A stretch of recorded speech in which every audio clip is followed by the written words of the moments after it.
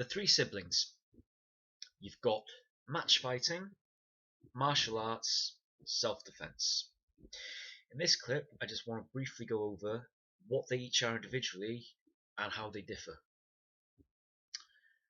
Match fighting, also known as professional fighting, is literally what the great Ian Abernethy calls consensual violence. Two people have agreed to meet in a specific location at a certain time under specific rules, whether they be heavily ruled contests or absolutely no rules whatsoever, like a fight in a car park. You've agreed to do it, certain time, certain location, you're both agreeing to it, you both want to do it. That's a match fight. Martial arts is studying a certain syllabus that is physical until you can perform techniques to a high enough standard where someone says, yeah, you've got that, here's a coloured belt. Self-defense is non-consensual violence. So it would be you're walking home or you've just come up for takeaway on a Friday night, someone doesn't like the colour of your t-shirt and they've decided they want to smash you up for it. You don't want to be there, you don't agree to it, but violence has been visited upon you. So it's a brief overview of it. So here's why, if you train for one, it does not automatically translate to the other two. If you are training for martial arts, you go to a certain location, the dojo, you have a flat, smooth surface, you're wearing clothing that allows you to perform these techniques to the best of your ability. So if you're grappling, there'll be heavy stitched and quite heavy jackets that allow you to grab and pull. You will have trousers that allow for a full range of motion with your hips. There'll be certain rules and regulations within there. There'll be certain lists of etiquette. And it will be, these are the techniques we're going to go over today. Once you can perform these techniques perfectly, we move on to something else. I've known people who are in martial arts for 20 plus years who never once came close to having a real fight in the dojo. Even when they would have randori, which is free rolling, free sparring, it never came close to being an actual fight. So martial art, it's all very subdued, it's all very professional, there's a lot of etiquette, it's all very polite. All starts off with a certain stance, the other person is going to start off with the same stance, and you're there to learn an art. It's very similar in theory to if you're going to an evening class to learn a second language, or if you're going to an evening class to learn how to paint. Here's a set, certain moves, you're going to learn them and practice them until you know them, technically proficient at them, then we move on. Match fighting, very similar, especially with professional fighting. Match fighting can be taken into two places. You've got professional fighting and then you've got the car park fight. The car park fight is two people out in town and they've decided they don't like each other. You spilled my pint, you were looking at my girlfriend, whatever, and they've decided to go somewhere and have a fight. Professional fight would come under martial arts tournaments or professional combat sports. You've got specific rules that you've both agreed to, specific time, specific location. You've got medical staff, you've got referees, you've got judges. You are wearing clothing that allows you a full range of motion to do what you're doing. You've also got safety equipment on. Your hands will be wrapped, you'll be wearing gloves. There'll be another video coming soon about why we should train without hand wraps and without gloves. These things come into play. With a match fight, it will usually be one-on-one. If it's a one-on-one fight, it opens up a whole new load of techniques we can do. We can go for takedowns where we go to grapple. We can go into grappling on the ground. If we do end up on the ground, and we're a pretty good grappler, we can be comfortable staying there for a little while. Because it's a match fight, it's one-on-one. We can be comfortable staying there knowing we're going to get the time, and we're going to get the space and the freedom to implement our ground techniques. In self-defense, I don't want to be there. I might not be dressed for the occasion. I might not have any prior knowledge of this. Someone will just step out and, "Oi, what the fuck are you looking at?" "Oh shit, I don't know." That's if we're not switched on, we're not aware. We might be wearing different clothing that won't allow us to do stuff that we've practiced. if you're a big judo guy and you're big on your throws, wear a suit jacket.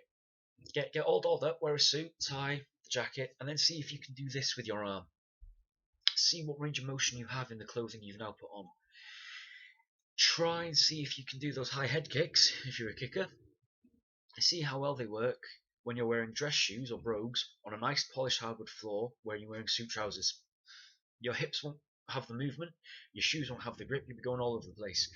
Try and, whatever you practice, try and do that then when you've got the dead of winter and you've got big thick gloves on so you can't get a grip on anything and you're carrying bags of shopping home. What happens then? That's what self-defense is. It's dealing with how to knock the guy over in the real world quick enough to run away.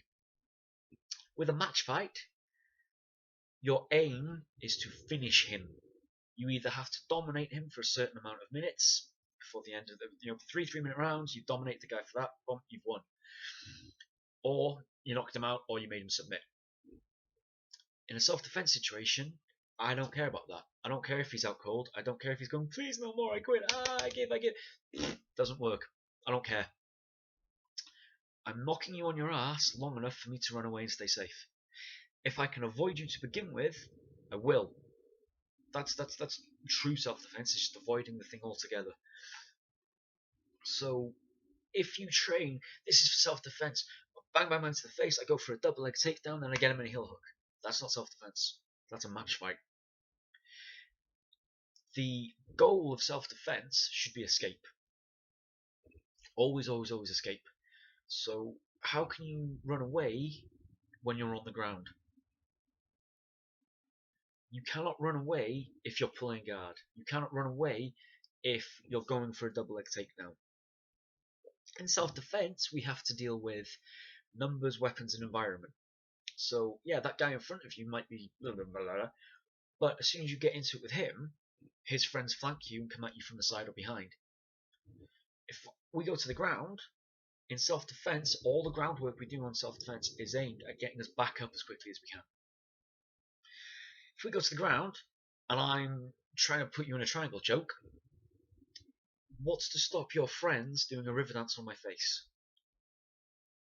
There is no honour out there with people. If they were honourable, they wouldn't be starting fights in the street. So if you've got this mindset that I'm going to fight him and his friends will just hang back and they'll, it's not going to work. You know, there used to be where if you had two people get into a fight, the friends would form a circle to keep everyone back.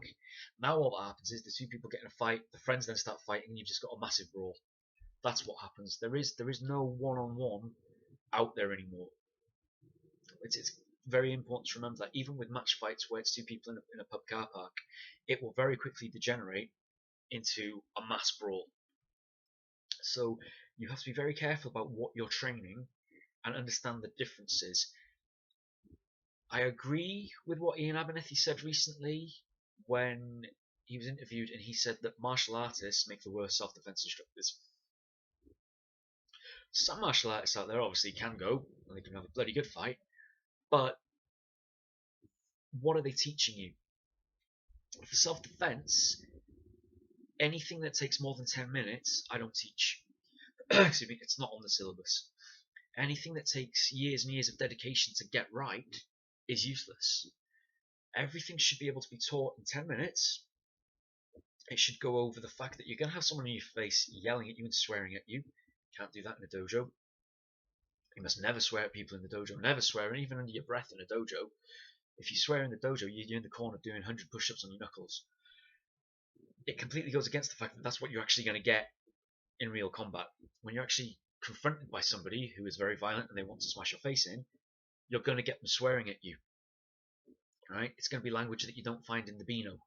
So you're not going to get someone saying, I've got a problem with you, you scoundrel. That's not what you're going to get. So we have to be aware of this. So a lot of times martial arts clubs will say, this is a self-defense syllabus. And you can see it on video sharing websites. This is whatever the martial art is for the street.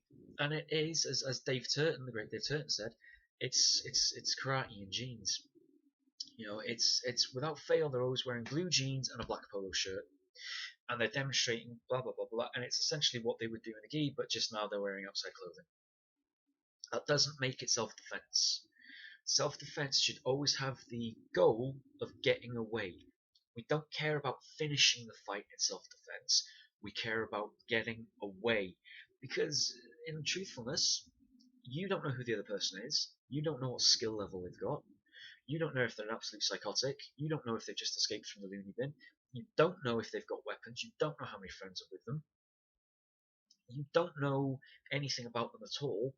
So why would you want to spend all your time going, well, I'm going to jab, then I'm going to use my inside tie kick to just wear them down a bit. No, that's match fight mentality. In a match fight, jabs and inside leg kicks and all this will pick the guy over, apart over a course of rounds, get him to, yeah, absolutely works, absolutely is vital. In a self-defense situation, our goal is to get away as quickly as we can. Avoid if we can. If we can't avoid, we have to immediately start working on our escape. Martial arts is about dedicating yourself to learning a specific set of skills that, in all honesty, won't translate that well to a real fight. Once you start to know what will work, and it's the scruffy basic stuff that works in a real fight, start looking at your martial arts syllabus and you'll go through going, well, that won't work, that won't work, that won't work. Like I love judo. Very little of it actually translates very well to a proper self-defense situation in today's climate. Anybody who would teach Tomonagi, which is it's the monkey flip from pro wrestling, basically. You put your feet in the guy's belly or on his belt, you grab him by the collar, you fall back and you flip him over you. Anyone who would teach that in a self-defense class doesn't know what they're talking about. One, in our bird we don't do sacrifice throws because why would we want to throw ourselves on the ground? Two, what type of clothing is the person wearing? What type of footwear are you wearing? Three, it's a very uncomfortable move to teach someone how to do, and it's going to take more than 10 minutes to get them comfortable doing it. So, not doing sacrifice throws feels like another video to me, so I'm not going to dwell on it too long. But, match fight, one-on-one, the goal is to finish the fight. Martial arts is to learn a skill set which might not actually ever include fighting. Self-defense, a very, very, very short, small list of basic skills that allow us to escape as quickly as possible. With self-defense, when you're training it, it should be impactful.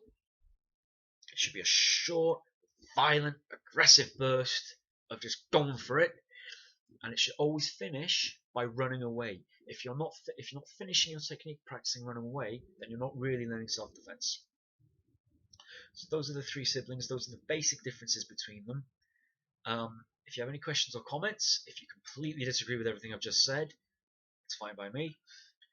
Please do like and share and subscribe to the channel.